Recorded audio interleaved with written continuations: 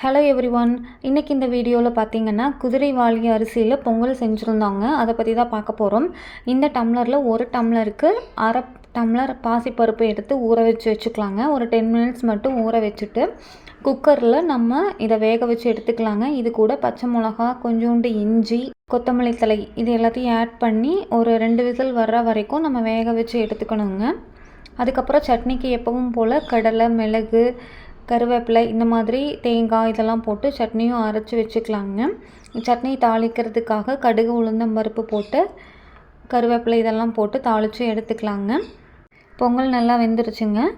இப்போ வந்துட்டு பொங்கல் தாளிக்கிறதுக்காக கொஞ்சோண்டு நெய் விட்டுட்டு முந்திரி பருப்பு கொஞ்சம் போட்டு லைட்டாக பொரிச்சு எடுத்துக்கலாங்க.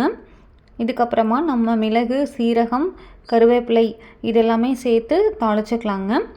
ஸ்டவ்வை மீடியம் ஃப்ளேமில் வச்சுட்டு தான் நம்ம செய்யணுங்க.